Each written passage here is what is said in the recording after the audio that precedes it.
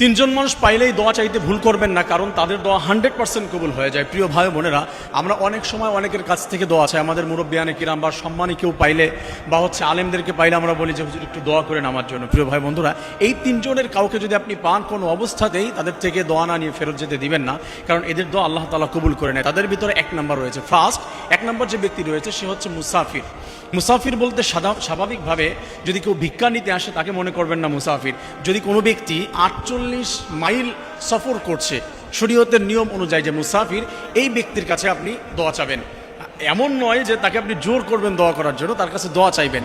রাসূল কারীম সাল্লাল্লাহু আলাইহি ওয়াসাল্লাম জানিয়ে দিয়েছে। রাসূলুল্লাহ সাল্লাল্লাহু আলাইহি ওয়াসাল্লাম বলেছেন, 3 ব্যক্তির দোয়া আল্লাহ রাব্বুল আলামিন ফিরিয়ে দেয় না। তার মধ্যে এক নম্বর হলো যারা মুসাফির অবস্থায় থাকে, সফর করে, সেই সময় আল্লাহ রাব্বুল আলামিনের কাছে যা কিছু বলে আল্লাহ রাব্বুল আলামিন তাদের দোয়া সঙ্গে সঙ্গে কবুল করে নেয়। এই জন্য ওই ব্যক্তিকে পেলে আপনি মুসাফিরকে যদি পান, কোনো অবস্থাতে তার কাছ থেকে দোয়া চাইবেন, তারপরে তাকে বিদায় দিবেন। আমার প্রিয় ভাই বোনেরা, 2 নম্বরে যার কাছ থেকে আমরা দোয়া চাবো সেটি হচ্ছে যদি কোনো মাজলুম ব্যক্তি থাকে। অনেক সময় অনেক ব্যক্তির উপরে কেউ জুলুম করেছে, তাকে কষ্ট দিয়েছে।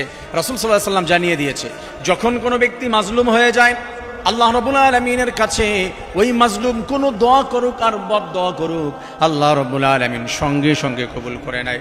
যদি কোনো ব্যক্তিকে দেখি মানুষ তার প্রতি জুলুম করেছে, অত্যাচার করেছে, ঠকিয়েছে, ওই ব্যক্তির কাছে আমি তাকে সান্ত্বনা দিব, ভালোবাসা দিব, তার ক্ষতি পূরণ দেওয়ার চেষ্টা করবো, আর বলবো ভাই আপনি আল্লাহ তাআলার কাছে দোয়া করেন এবং আমার জন্য একটু দোয়া করেন। আমার প্রিয় ভাই বন্ধুরা, এদের কাছে দোয়া করলে আল্লাহ রাব্বুল আলামিন ফিরিয়ে দিতে পারে না। 3 নম্বর যাদের দোয়া আল্লাহ তাআলা ফিরিয়ে দেয় না, সে হলো মা বাবা। মা বাবা যদি সন্তানের জন্য দোয়া করে, প্রত্যেকেরই মা বাবা রয়েছে। কারো মা বাবা হয়তো বিদায় নিয়ে চলে গিয়েছে, কারো মা বাবা হয়তো এখনো পৃথিবীর মধ্যে আছে। কেউ যদি মা বাবার কাছে দোয়া করে, মা বাবা যদি তারা নিজেরাই অপরাধ করে থাকে, অপরাধীও যদি হয়, আল্লাহ তাআলার কাছে সন্তানের জন্য যদি দোয়া করে, রব্বুল আলামিন সব দোয়া কবুল করে ওই বান্দার সমস্ত চাওয়া পাওয়া পূরণ করে দেয়। আমার প্রিয় ভাই বোনেরা, এই জন্য ফার্স্ট হচ্ছে মুসাফির ব্যক্তি, সেকেন্ড হচ্ছে যে ব্যক্তি মাজলুম, থার্ড মা বাবা। এদেরকে আমরা পেলে দোয়া নেওয়ার চেষ্টা করব।